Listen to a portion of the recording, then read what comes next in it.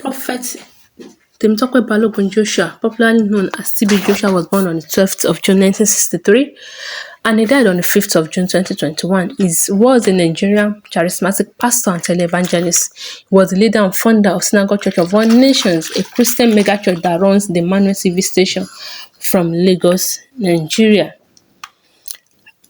Prophet Joshua was widely known across Africa and Latin America and had a large social media presence with over 6 million fans on Facebook. His YouTube channel is said to be one of the largest televangelist channel. He had the Manuel TV that had more than 1 million subscribers and the most viewed Christian ministry on the platform. Now, he's said to be the most viewed pastor on YouTube. Though his YouTube channel was flagged down or suspended in 2021 for alleged homophobic hate speech. Now, who is TB Joshua? TB Joshua was born is from Arugidi Akoko in Ondo State, Nigeria. He claimed that miracles accompanied his birth as he got born again right from his mother's womb, where he spent 15 months. He claimed that his birth has been prophesied a century earlier than his emergence. TB Joshua is a Yoruba man that grew up in a family of both Muslims and Christians. He grew up under his uncle, who is a Muslim after the death of his father, though his father was a Christian. He attended St. Stephen Anglican Primary School in Arugidi Akoko between 1971 to 1977, and after that he proceeded to secondary school. And a year after he left secondary school, he worked on a poultry farm where he was able to gather money to sustain himself for a while. In school, he was popularly referred to as small pastor, all because of his dear love for the Bible. He was always seen with his Bible. Now, TB Joshua wrote that in the heavenly vision he had received divine anointing and a covenant from God to start his ministry. Following this, Joshua founded a ministry organization known as Synagogue Church of All Nations, which had the attendance of more than 15,000 members in his weekly service, on his Sunday service. TB Joshua draws visitors, more than 2 million visitors into his church yearly. This is ranging about 6,000 people per day. Synagogue Church of All Nations attracts more attendees weekly than the combined number of visitors to Buckingham Palace and the Tower of London. This from Guardian newspaper. Now, TB Joshua receives award of OFR, that's Officer of the Order of the Federal Republic of Nigeria, a prestigious award. TB Joshua is known to have his way with several heads of state who find themselves trooping down to his church, and several ambassadors and notable men around the world. TB Joshua was married to Evelyn Joshua and they had 3 beautiful children, 3 beautiful daughters. TB Joshua is big on philanthropy. TB Joshua is a big-time philanthropist. He is known to give out so much, and he even has a rehabilitation center for Niger Delta militant victims and repentants. TB Joshua received so many awards, and he has a mixture of both the Orthodox and the Pentecostal vibe in his church and as his doctrine. Okay, so TB Joshua donated several millions to several people from his state to several other nations around the world. After the Haiti earthquake, TB Joshua sent a team of medical personnel and humanitarian workers to the affected area, establishing a field hospital called Clinique Emmanuel. The Emmanuel TV team assisted victims of earthquake that struck the nation of Ecuador in April 2016, providing over 500,000 worth of humanitarian $500,000 worth of humanitarian aid. TB Joshua funded the building and running of the school in Lahore. Pakistani Emmanuel we also rebuilt a school in the rural area that was destroyed by the Ecuador earthquake. Several groups of Nigerians attempting illegal travel to Europe from Libya have been supported as Synagogue Church of One Nation following their deportation from North American nation, only with the clothes on their back. Stories of hard conditions are encountered, and Joshua's subsequent assistance made headlines in several local newspapers. In 2009, Joshua started a football club just to show his help and support to the youth. Joshua has done so many things now just to show forth his humanitarian side. Emmanuel TV is one of the most watched TV stations around the globe.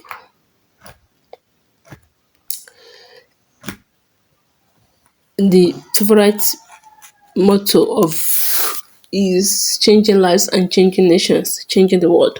Emmanuel TV is on DSTV and GoTV, though I heard that they've listed him now as they no longer show anything about him.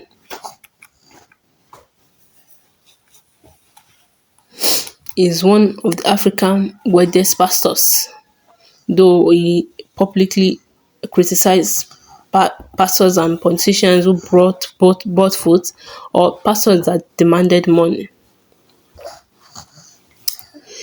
TB Joshua is said to have his own private company as well. His company in the Virgin Island, and he has some other private establishments from which he gets money. Several pastors around the world have said to condemn TB Joshua as he's been described as the son of the devil. The legendary Bishop Idausa Benson Idausa was at loggerheads with TB Joshua before his demise. We have so many Pentecostal pastors putting him at a very, very distant arm's length. TB Joshua was rejected by CAN, Christian Association of Nigeria, and PFN pastors, PFN officials as well, do not want to have anything to do with him. They criticize him a lot. Though at his burial, there is a delegate of CAN right there. In September 2014, the guest house with which TB Joshua accommodated all his attendees and his visitors across the globe was said to have collapsed, and out of these 84 of them, 84 South Africans were dead. Though the collapsed building killed a total of 115 people. Most of them are foreigners. Now, in 2024, the BPC stood up to say that they've completed a 2-year investigation and find Joshua an abuser of his followers for a period of about 20 years before his death. It was reported that at least 150 people that lived in Joshua's secretive Lagos compound are disciples, sometimes for years or decades, and many interviewers describe his church as a cult.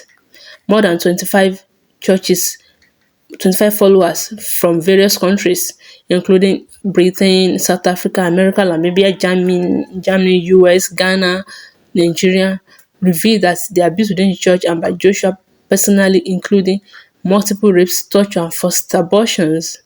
One Namibian woman said Joshua repeatedly raped her for the first time when she was 17 years old, and that she was forced to have 5 or 7 abortions while at the compound. One of the questions that needed to be asked was that did they tie them there? Funny enough, they are foreigners, they can easily go back to their country. So why did they stay? If this man raped you at 17, what are you still doing around them?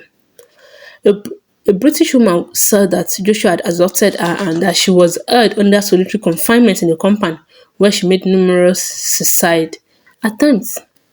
Multiple other interviewers reported that they were regularly subject to physical abuse, such as being beaten with electrical cables or sweeps, and were subject to deep deprivation. Other witnesses in Nigeria said that after publicly disclosing abuse that they were attacked. the Synagogue Church of One Nation denied that Joshua had committed any wrongdoing. There were allegations that he was faking healings and miracles. There's some of his disciples that said that they were even the ones in charge of manipulating miracles and helping people and helping him to gather people and to tell people on how to go about their staged miracles. I even said that sometimes they include medical aid just so that those people can get quick recovery and they will say that it is a loss doing. Though we've had several people coming out as well to say that they are recipients of healings from his church or from his services during his lifetime. Though, like, as we all know, if you are a true man of God, it is God that does the healing. If they decide to bring a dead man or a sick man to you, and God decide, or God in his magnanimous nature decide not to heal that person, it is not you, it is God. So they can bring 100 people to you, 10 might get it, 20 might get it, 90 might get it, none of them might even get it. It is the Lord. And he does as he pleases. Now, during 2014, the Ebola saga, Prophet C.B. Joshua was said to sell that his anointing water cure Ebola. And with that, he sent 4,000 bottles of water, of his anointing water, and $50,000 reliefs to Sierra Leone, which was badly stricken with Ebola back then. A politician in Sierra Leone claimed that the water cured his Ebola. Though we have Lagos State health officials going to Joshua, they went to Joshua to tell him, to advise him to use his platform to dissuade people from coming down to his church in Lagos to seek cure for Ebola, because people were trooping to his church. Now, okay, so I think with this, let's just move straight to other questions that needed to be asked, and what are those things that we should look out for, and questions that needed to be answered, because this, I think, is just too much. And like we all know, is social media handles have not been delisted. They are stopping a lot of people around the world from getting access to his preachings, his legacies and the likes. Now, should the wife fold her hands and continue to look and just say, okay, let love take over, or by this time she should, as a matter of fact, take it up as well, because it seems as if this battle is never going to end. So if you're following me today, thank you for being with me up to now. My name is Barrister Yemi, and you'll be seeing so much of things like this on my channel. Please do also subscribe and like. Give me a thumbs up. Thank you so much. All right. So now, what are those things that it would be very nice that we go back home with? You see, I will not want to share my personal opinion when it comes to this, but just for posterity's sake, I will tell you that I am not a fan of this prophet. I am not. I'm not one of those people that believe in his ministry. But nevertheless, I don't go about castigating or bringing down people. Of course, no. There are people that are sent to you as your prophet. Everybody have his or her own prophet. Either you locate him or her, or you do not locate him or her. As a prophet assigned to you. Be it whatsoever things that you are doing, be it spiritually, in your handwork, you as a mentor, whatsoever it is, there is someone assigned to you in that your line of business. So I wouldn't want you to look at it from the angle of, oh, these are the people supporting him, despite all the BBC documentary, or this is one of those people that have been blindfolded by religion or the likes. No, I wouldn't want you to see it from that angle. I just want to be very, very unbiased. Now, looking at all the people that have been calling him out, all those disciples and insider, all those, of course, all those people that were once with him, and also with the Ajoke, the adopted daughter, the Ajoke girl. Of course, you know that all these people, when you look at it critically, it's as if this is coming from a very biased point. And you know, when it comes to law, when it comes to legal things and legal actions, anything from the point of bias cannot be substantiated. Even if it is substantiated, the law will not rest on it. The law will not take it as something serious because it's obviously is from the negative side. Once there is an element of bias in it, the law will no longer regard it. That's exactly what happened with when Atiku went digging up all the archives of Tinubu. It's possible this guy did not go to school. It's possible the result is fake and everything. But it's obvious that Atiku is not just knowing. So he decided to dig that because of presidential election that both of them are now struggling for. Both of them are fighting over. So sorry for the digression. I'm just trying to tell you that to paint the picture for you, the scenario that it is when it comes to when it's from the point of bias, the law will not support it. But having said that, and that's being said and done, now look at it very well. All these people that are like, okay, and they were witnesses to the atrocities that Prophet TB Joshua did. Let's even assume that he did them entirely truly. Do you know that all those guys as well, they are accessories after the fact? Yes. They are co-criminals. Because open your eyes, you see him doing all these things. If all of you rise up together at once, of course, when you see if you are if you are a child or whatever it is, when you see someone doing something human, because you have blood running inside of you, be like, no. The first thing is that you'll be shocked that why will you do this? If all of you join mouth together and say, no, this is very wrong. We will not support this. It's not just maybe one person, one person, one person. Even the prophet, let's even assume that he did these things truly, will be like, "Ah, no, I need to cut down on this. I think this is not fair. I think I overreacted. I think this, I did. You know, sometimes you act maybe out of what you are feeling. It is maybe other people's reaction that will let you, I think I've overdone these things. I think I've overreacted. I think I've overstepped my boundary and the likes. But you were there, you were supporting him. You were supporting him. Even if you not support, if you not raise your voice or your this thing that you supported him, in the very moment that you did not do anything, you did not call any legal any force, like any you did not report to the police, you did not raise any legal action against him. It should be tantamount to it should be the deal that you supported all this evil act. So for you now to come back after several years that he's dead, even let's even say he's alive, and say no, it's not like that though, is this so, is that though? What do you stand to gain? Like I said, I'm not a fan of his ministry, but let's look at these things from a critical point of view. Are things done this way? Is these things are they allowed? Should they be done? Because these are things that we ask ourselves. So you lay down low, especially all those foreigners as well. You lay down low. You not drag him to any humanitarian court. You not drag him to any international court. You not drag him to ICJ. You not drag him to ICC. You not drag him to any human rights commission. You not drag him to any human rights court. You not drag him to any. You just raise up all of a sudden one day and say no, he did this, he did that, he did that. Assuming without considering that he actually did it, then all of you as well should be arrested because you are accessories after the fact. You are co-criminals. You empower and enable them to continue in that way. You supported them, even if you did not initiated it, you are part of it. You are criminals as well. They should have you all arrested. This is not to say that okay, when you see someone messing up, you should not call them out. You should, but there's a time for everything. You should call the people out promptly. You don't see somebody trying to kill somebody, you not call him out, you not try to stop him. You look at the person, you allow the person to finally kill the person, kill an innocent person, even bury that innocent person. Then after several years, now come and say, "Oh, well, I was there when the kids." You are part of the criminal. Because how would you say that? How can you? I'm looking for the right word. How can you prove yourself that you are innocent? That you not join hands in killing that person. You're trying to frame him up with this BBC thing that, oh, with this BBC thing, this is what he did.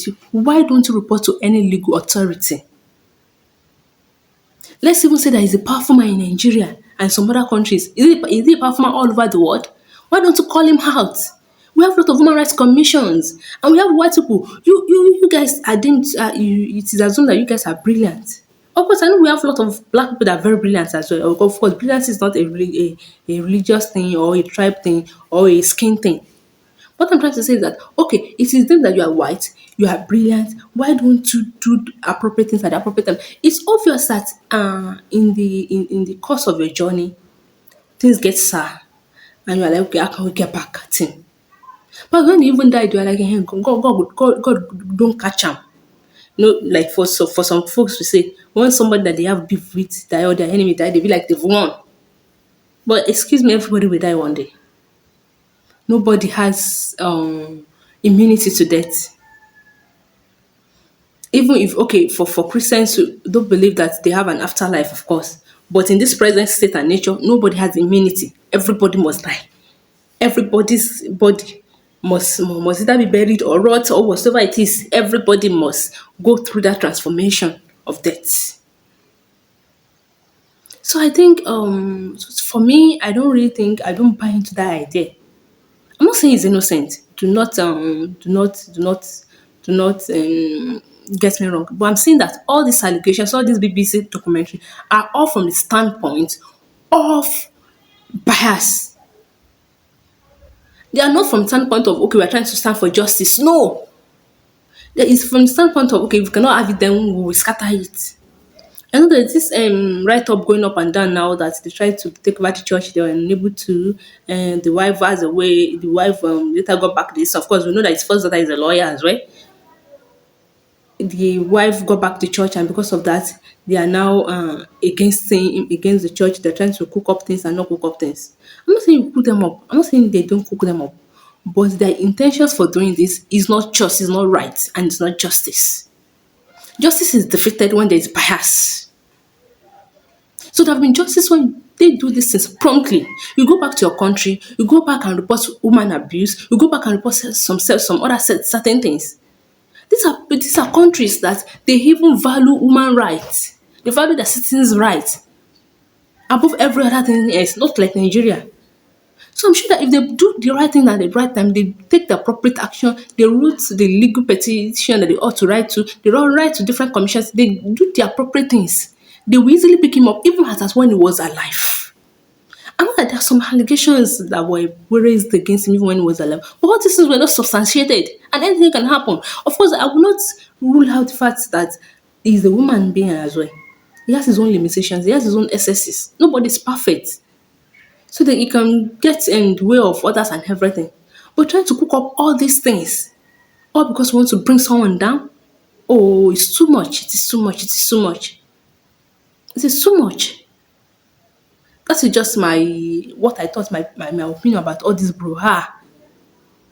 And I think that the best answer for it, just like the wife responded, let love lead. But aside that, I'm not even trying to support the wife or whatever it is now.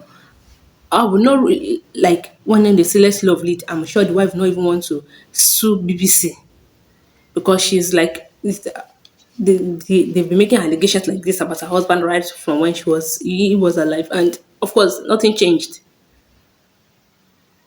So in believing whatsoever it is that you are believing, I think we have the common sense, we have the wisdom, we have the intelligence that God has given unto us, so that we can look at it. Okay, from this standpoint, what it is. From this standpoint, what it is. Thank you for being with me up to now. Please do us to subscribe to my channel, and I would like it and love it very much if you can give it a thumbs up as well. Please do like my video. Let others see it as well. Thank you so much. God bless you.